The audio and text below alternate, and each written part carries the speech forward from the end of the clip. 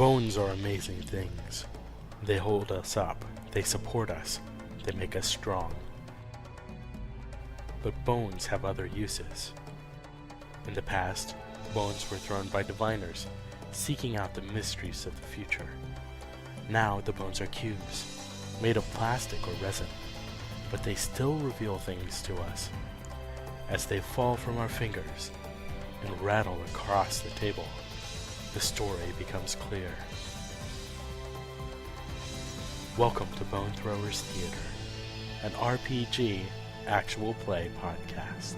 All right, well, we have finally reached the conclusion of our GAD-Con Convention Fiasco Marathon. Just gone very late. It has gone very late. They typically recommend that games last for 3 to 4 hours. No, less than that, 2 to 3 hours. I don't think we've ever played a Fiasco game that's lasted less than 5. Nope. We're actually the only people left at the convention, except for staff. Yeah, for this day, yes. Sorry, guys. Yeah. So, well, no, the convention is Doesn't continuous. Yeah, Okay. it starts at 8, and we're going all the way up until 6 o'clock Sunday night. So there's going to be lots of gaming going Well, on. this was a fine kickoff. It was. Yeah. It was fantastic. It was also a Absolutely fiasco. great. So we went ahead during the actual intervening time to just go ahead and roll up our dice so that we could total together the numbers. And it's very similar to the way that the tilt works, where you roll the numbers together and then you subtract the highs from the lows, and that gives you your final number. So, Carlin, when you subtracted your numbers from each other, what did you come up with? A white 2. A white 2? Okay, I got the As same. did Steph. and Stephanie got the same. So I'm Fitting. Pretty much. What? Yes, very fitting. So I'm going to go ahead and just read that information off this table, and just so you'll know what your outcome is. White 2, Merciless. You might not be dead on the outside, but you sure as hell are dead on the inside. The emotional or mental wounds you have suffered will never heal. The future is a brick wall. Sounds about right. Yeah. Iron bars. Yeah. Jeff, how'd you do? Brick wall. I got a black 5. So a black 5 for you would be rough. You are getting whipped like a rented mule. For starters, and you will remember this episode for all of your diminished days, the lesson you learn will be profound, lingering, and painful. Yeah, like I haven't experienced that already. Yeah, so myself, what I got was a, did I get a white one? I got a black one. Yeah, black one. Black one. Horrible. You are probably dead. Other people probably innocent are as well. There is no justice. There is no mercy. Everything is utterly, painfully screwed. And it is all of it, your fault. Yeah. Johnny, what'd you get? I got a black 10. Pretty good. All things considered, you're coming out of this smelling like a rose. You're a little better off. Maybe you got the girl, or maybe you just didn't get caught. If Liz goes back to you, though, that would be I would say it's more likely he didn't get caught in Parenthood with what he did to Leroy. Well, we'll find out. Speaking of Leroy, A white 7. white 7. Weak. Hey, you're busted, beat, and broken down. But at least you've learned a lesson about human greed and frailty, right? It'll serve you well in prison, which is where you're probably headed. All right, so Carlin, as the individual who kicked off our game, you get to come up with the first scene for your part of the montage. And what you can do is you can choose one of the dice in front of you, and that will color, literally, like the atmosphere of the one sentence that you give for the montage. Yep. I'm going to do a white Okay. to start. Harold ended up not being charged with any sort of crime involving kidnapping or anything like that. Okay, Jeff? Dan is going to go with a black and say he wakes up in an enormous amount of pain in the hospital. I am going to go with a white die for Thor, and I'm going to say that the car dealership where he has been working does not press charges against him. I'm going to go with a black die from the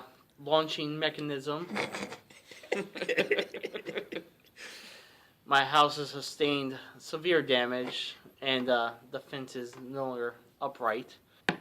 Leroy? Leroy's going to take one of his white die and say that due to the circumstances, it has strengthened the bond with his family. Makes sense. Nice. We're gonna give Joy a white die for her first scene, and this is her coming home, being dropped off by the police cruiser, and her mother rushing out to just hug her. Like, she starts to try to explain, and her mother's just gives her a big hug. I'm going to black die for Harold now. Because of the whole debacle, Harold gets fired from his job at Chicken Hut. We'll go with a white die for Dan this time. He ends up being able to bring the charges against Leroy for setting dogs upon him to cause injury. I'm going to say white, that once Thor's house has been foreclosed upon him, he is actually able to find a place to live in a local homeless shelter. So he's not on the streets. Alright. I'll take another black. The water damage in Leroy's house causes the house to shift, snapping the power lines, which set both Leroy and Michael's house on fire. It's a problem.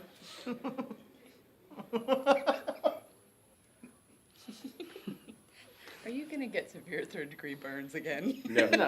No, I'm not. How about amnesia? Let's see. Wow, how to follow that? I don't know. Insurance. White die, because it was never. Would also halfway be explaining a white die for Michael, that it was never discovered that the water damage was intentional.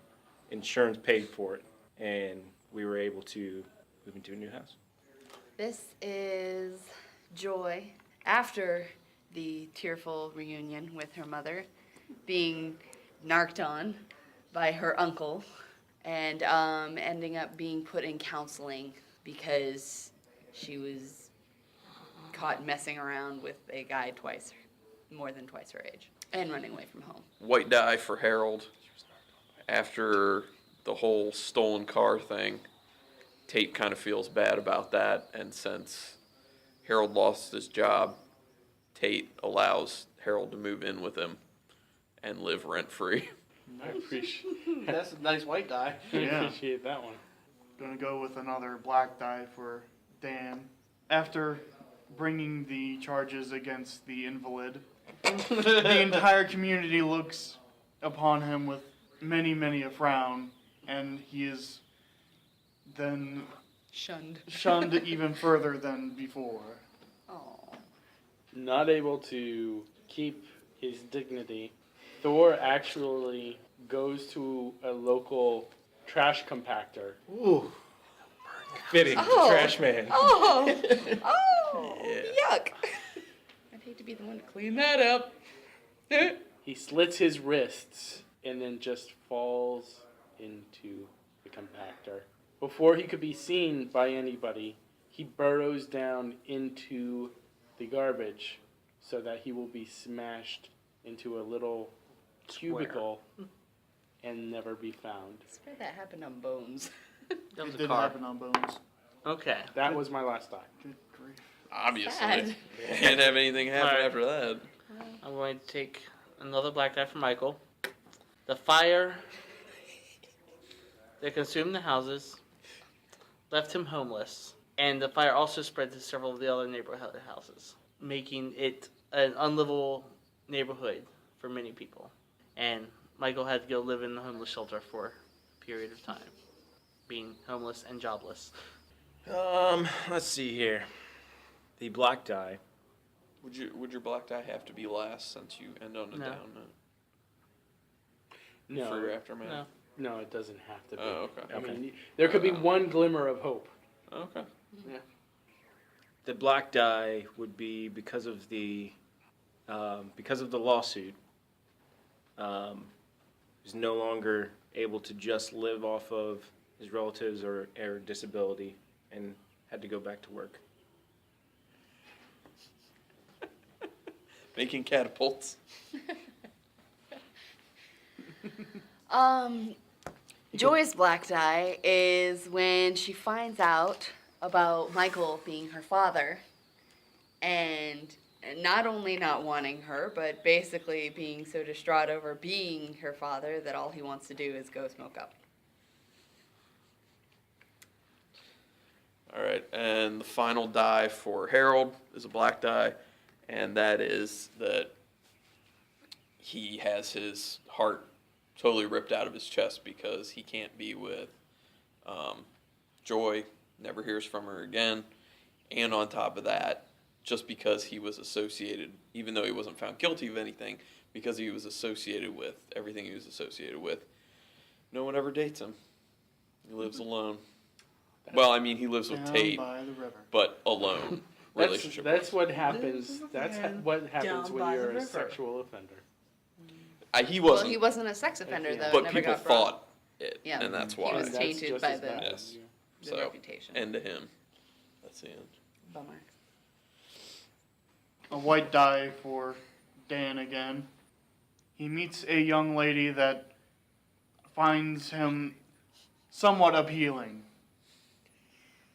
Especially his money. I mean, Leroy's money. Hey, is that Leroy's money? That's attractive. I love the smell of your cologne. It's called Leroy's Money, right? Alright, Michael's last die is a white die. Due to the fires, the insurance companies paid for the repairs for the houses to be rebuilt.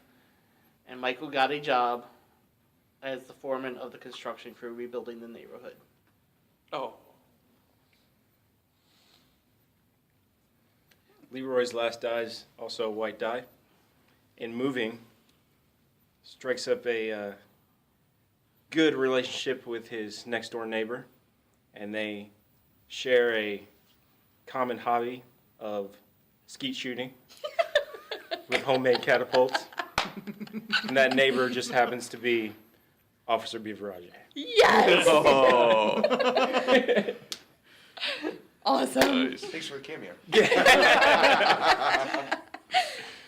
All right. And I'm going to say Joy's last white die is actually, she manages to get through the rest of school without any more incidents. And on her graduation day, she is crossing the stage to get her diploma, looks out in the audience, sees her mom and her uncle, waves to them, and she sees Michael in the audience there too. Warm fuzzies. And Dan's last die is a black die. That young lady that didn't find him repulsive left. Leaving him his once money. more.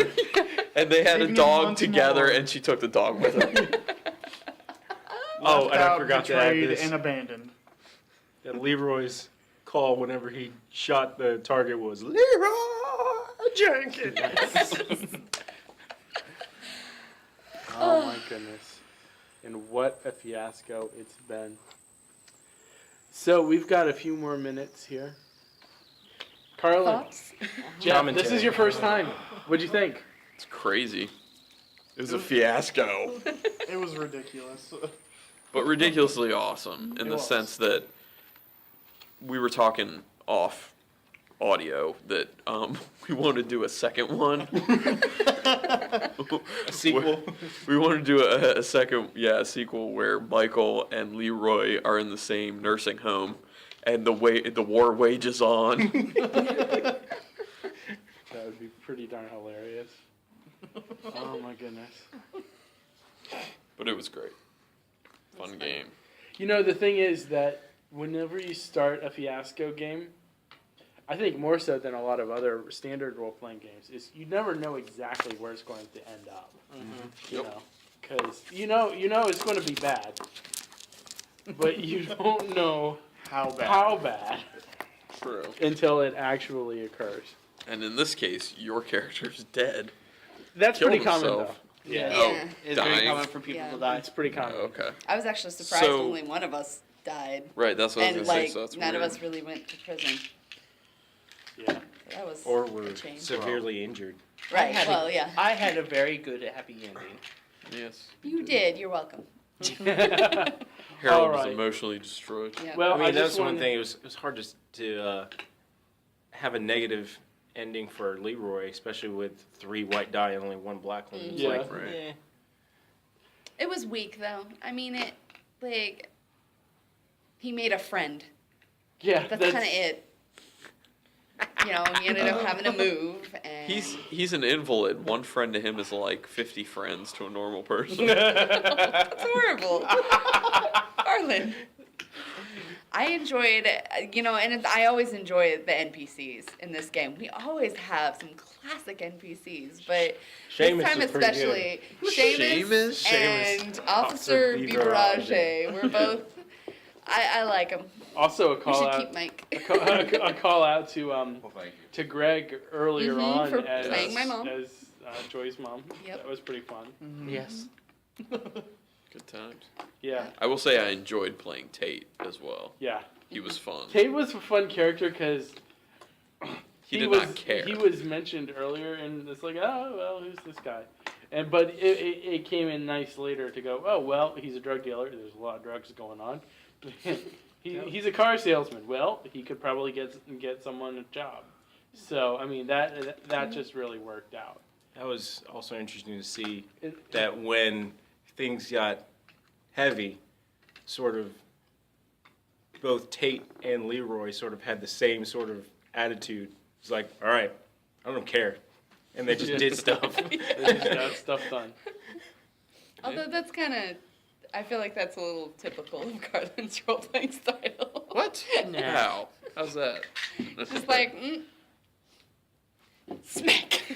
That's happening. I thought it was kind of ridiculous that almost everyone was smoking pot. Yeah. Harold did not. Harold did not, and neither did No, Harold just sold it. He Oh drank. no, Harold totally did while he was standing there with us. We were passing a doobie around. No, that was Tate. Yeah.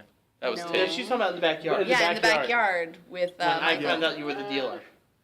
Harold didn't smoke any. No. He didn't smoke No, any. he just dealt it. He just dealt it. Well, He doesn't dip we into will his have own to product. pour over the audio evidence to see one way or another. No, I think he's right. I think maybe he didn't. Yeah, he's clean. He's straight edge, man.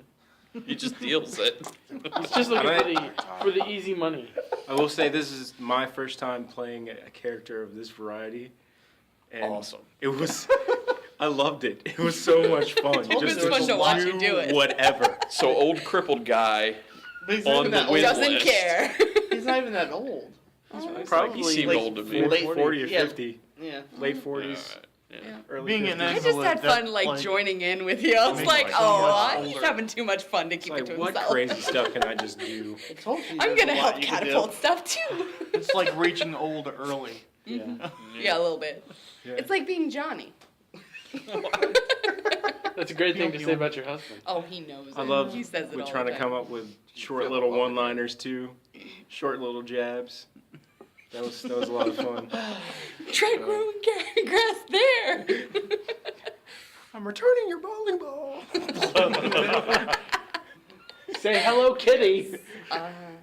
Interestingly, I feel like I always end up playing in Fiasco. I always end up playing either helpless characters or very like soft characters versus what I usually play. Well, there was that time that you played the second time you played Transatlantic with the other people where you were like a very hard character.